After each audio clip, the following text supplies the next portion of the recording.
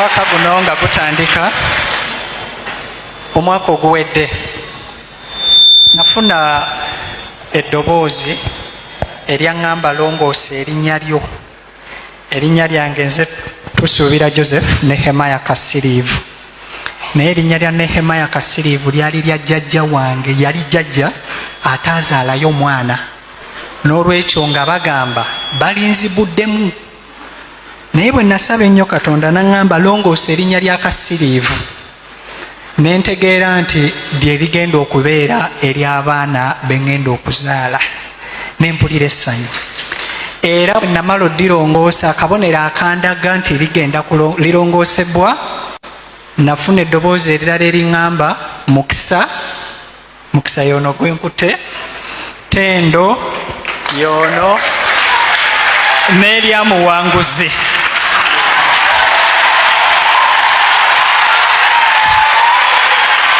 Ewaffe baali bannangirirako, teriyo saala nemu nnungi gye baali bannangiriddeko, era ekimu kye bannangirirako ekyasinganga okunnuma titolizaala mwana. Naye buli eyakiŋŋamba saamunyigira, naye namubuuzanga ekibuuzo kimu, gwe Katonda, gwe Katonda, nga ndi muto sirina nakyentegeera, banyinyonnyodde ebyemanya nga bwe bataazaala bikiri nga nze Kasiriivu azaala. Ennaku z'omwezi 11 April omwaka guno, Katonda n'atuwa ebirabo bino.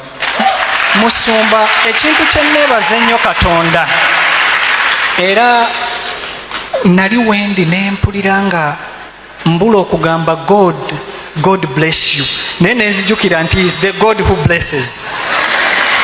Abaana bano babeera mu lubuto okumala emyezi 8 n'ekitundu. It is impossible, it is very hard.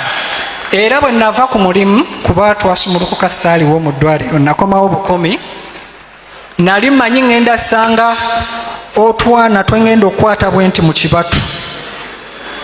Natunuulira abaana abali mu nasale ne ŋŋamba Katonda bw'akuwa omukisa aba agukuwadde. Okumala natuuka mu ddwaliro ng'abaana bano ababiri bali mu incubators, naye okumala ennaku 2 nga tebakyajaamu, buli omu nga yeetaaga incubator yiye. Katonda atukoze obulungi, Katonda atuwadde ekisa, Katonda atuwagadde. Kasiriivu yali tazaala, alina abaana 3 ate nga kyewuunyisa be basoose.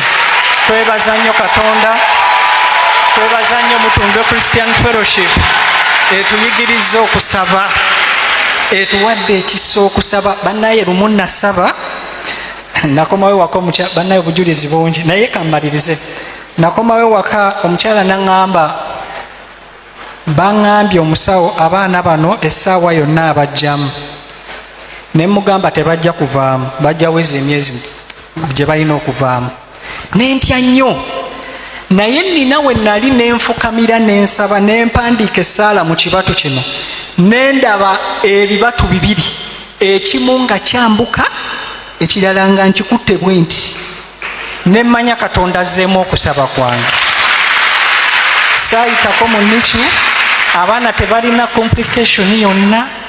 Katonda atuwadde omukisa. Bannaayo, munywerere ku Yesu, munywerere ku Yesu. Mukama waffe yeebazibwe nnyo. Omwana ono gwenkute ye Mukisa Belthaza Kasiriivu, ono ye Ttendo Belthaza Kasiriivu, no, Ttendo Kaspa Kasiriivu. Oli ye Muwanguzi Melkaya Kasiriivu. Bwe mujjukira amannya ago aga wakati ago, abasajja abagezigezi bakabaka 3 abagenda okulaba Yesu, eyo munnange gye yaderivinga amannya ago n'agabawa. Bannange mwebale nnyo Musumba, tweyanziza nnyo mu maaso g'abatukuvu ba Katonda. Neebaza nnyo Katonda, sinze yandisaanidde okubeera n'ebirabo ebifaanana bwe biti, naye Mukama weebale nnyo. tuleesa abaana bano mu maaso ga Mukama. Abaana tebaba baffe, ffe tuli mifulejje era tubawonga. Mukama gwe tubaleetedde bw'aba atuwadde ekisa atwongere tubeere nabo, naye bw'aba abeetaaga abatuwano kubanga babe badde yabina ebintu gyebiri basing on this story. Ebintu webit gyebiri ate bikyaliyo nnyo mu nsi, naye nze balokoleka mbabulire bookera ku makya n'olwokuka weeyambule buli kyansi including your name.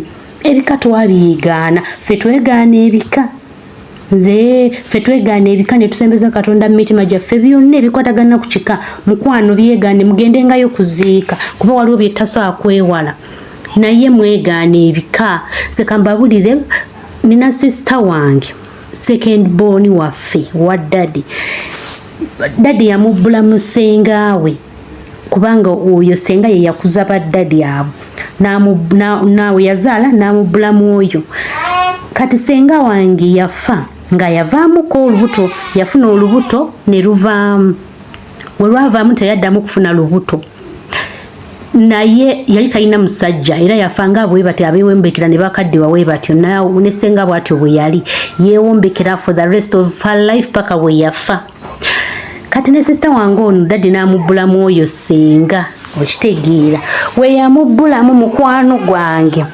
Sister wange oyo nga oli wanagamba nti na Matter of Irene noli ne daddy wange natuma na Matter of Irene, ndi kuba buyi example. Sister wange anoonyezza omwana kuba naye yavaamuko olubuto. Sister wange anoonyezza omwana, sister wange has done everything, tewali gyatatambudde. Abasajja bamukuba embaga ne balekaawo, yakafumbira wakati mu Mariana ali mu lyakutaano, naye nga ebireetere byonna tewali musajja amwagala nga tazaala. So lwakuba tannalokoka munnange, tannalokoka, ogezaako okumubuulira, ogezaako okukola kino, ogezaako kino, naye manyi omuntu nga tannabikkulirwa wabula olw'ekisa kya Mukama katusabe lulimu olwo n'abikkulirwa. Naye kino ekintu kituufu era right now tazaalanga ku mwana ali mu ddya lyakutaano, alina n'omukisa nti bamukuba embaga abakazi bebayayaanira, yabifuna buli musajja gwafumbirwa yanjula, naye mukwano omwana agaanye. So kati eno story mbadde saagireka kuyita bwisi bwetyo, kambawo ono omulala naye mbeere nga muwulira obujulizi bwe. Amanya gange Nakiganda Brenda.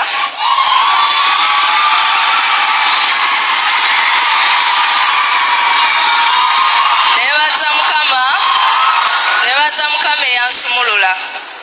Yenza omuwanguzi abaddeko wiiki eyo ewedde.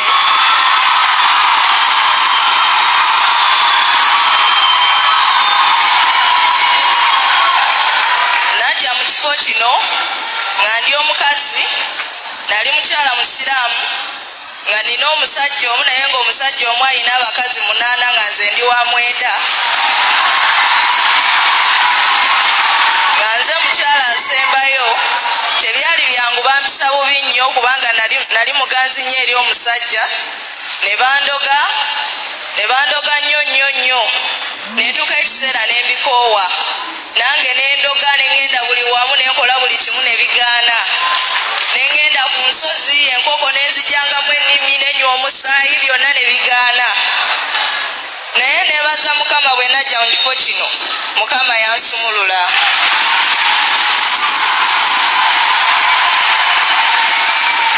Bwe nalina stress z'omusajja natandika okunywa omwenge, netandika okunywa enjaga, nenywa amayirungi, nenywa emindi, nenywa sigala, byonna ne mbikozesa, naye byonna ne bigaana.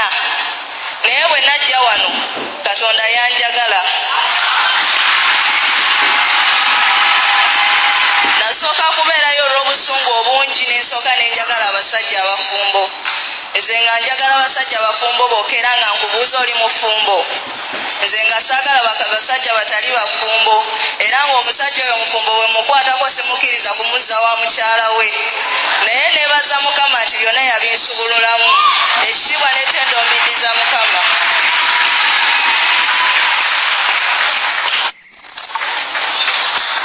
Mukama yeebazibwe.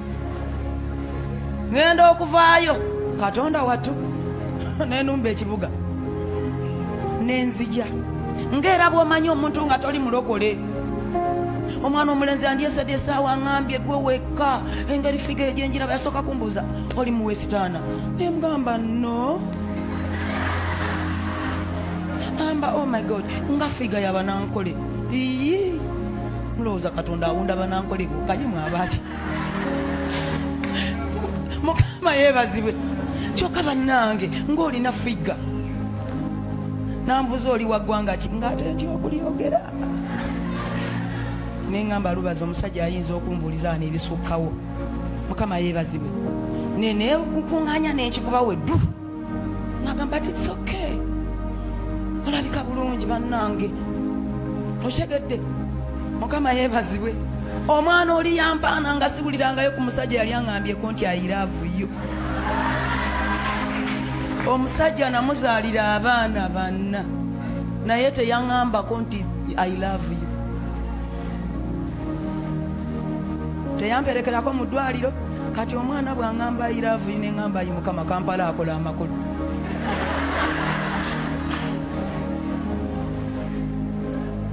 Omwana mulenzi yampaana nendabanga mu butuufu nzira mu kyalo nga buli omu ategedde nti nagenda wa ne maama eyaŋŋamba ngenda kubeera malaaya agenda kulaba nti ndina amaanyi. Mukama yeebazibwe bulaaza nansuuta oli omwana yalina laavu. Teri mukazi atayagala kumwagala. Ngambira oyo omwami akuliranye nti ekikubonyabonya n'essaala z'osaba teziddibwamu kubanga tolina laavu ne mukazi we. Munyenye gwe mutunuulire mubuuzi owuwo wootudde waali awo batudde wamu mwe abatudde awamu Mukama abawa omukisa. Otambula mu nguudo eyo ng'olaba abasajja omusajja okutambula n'omukazi mu motoka nga bagenda banyuma emboozi bamukubako oyo aba malaaya. Atula mu motoka ng'alinga ekimotoka ekirimu enguudo bw'akyusa bw'atyo.